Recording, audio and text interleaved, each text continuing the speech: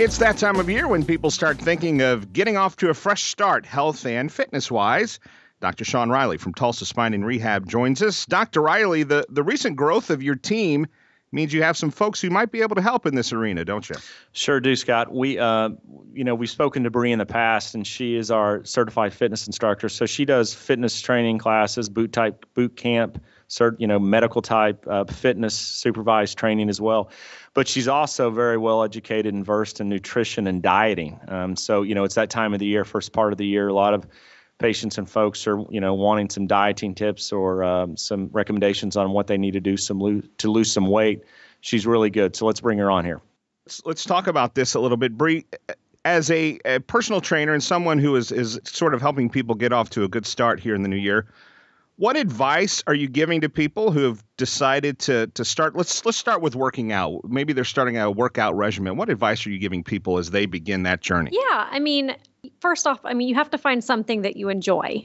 You're not going to wake up in the morning or take time after you get off work after a long day to go do something that you just have to drag yourself to go do. So if you need more of a group setting, find that class that's just something that you can enjoy, something that you can be with friends or other people that are doing the same thing, something that you're going to like doing.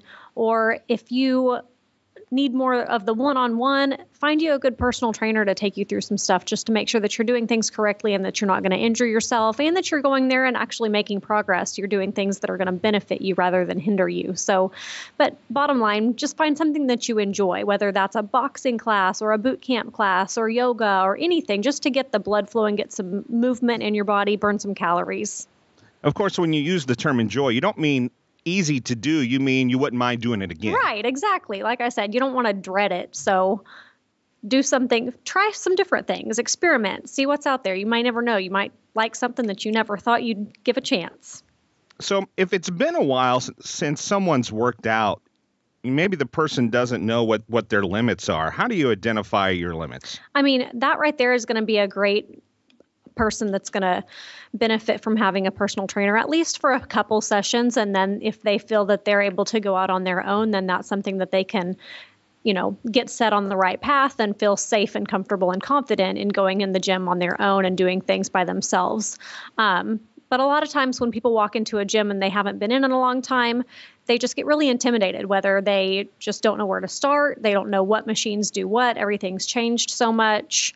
So just getting set up on the right track and getting going in the right direction. Like I said, just start off with a personal trainer, do your, recon on the person and make sure that they have some good background and they know what they're doing. Or maybe you have a friend that's used them before, but just get set on the right path. Let somebody show you exactly what you need to be doing for you and let them kind of help you figure out what those limits are rather than experimenting on your body and possibly going down the wrong road.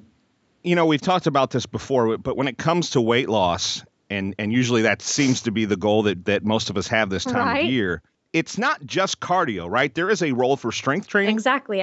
There's 3 key components to that, and you're going to have your cardio, you're going to have your strength training, your weight training, however you want to go about it, and your diet. All 3 of those are going to have equal parts to make you have the best health that you possibly can and to turn it into more of a lifestyle.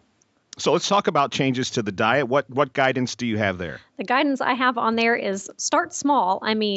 If you're, at this point in time, we're all getting over the holidays. We've got parties. New Year's, we had everything kind of hit us all at once. And so new year, new you, kind of just start with those small changes. Don't try to completely throw your world for a loop and change everything all at once.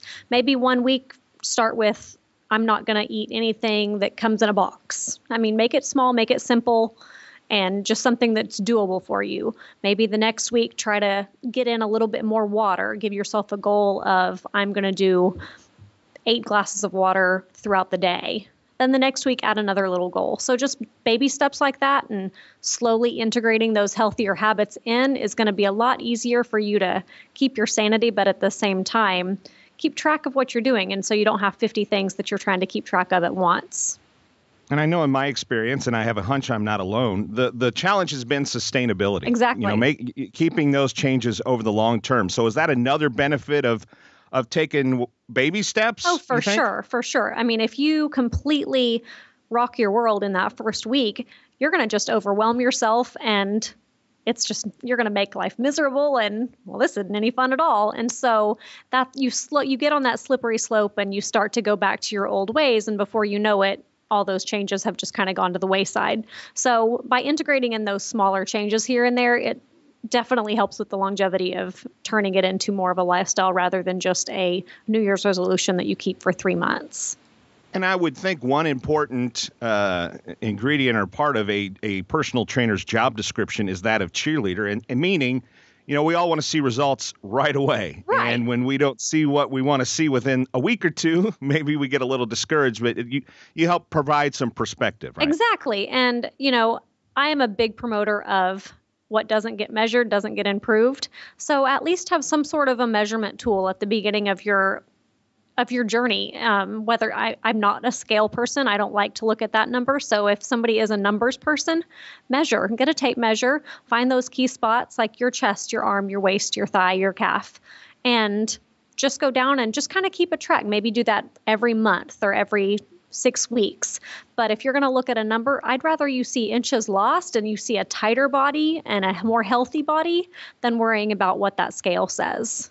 When it comes to achieving your health and fitness goals, there's no need to go it alone. You can work with the team at Tulsa Spine and Rehab, who have the experience and expertise to help you get to where you want to be. Give them a call at 918-743-3737.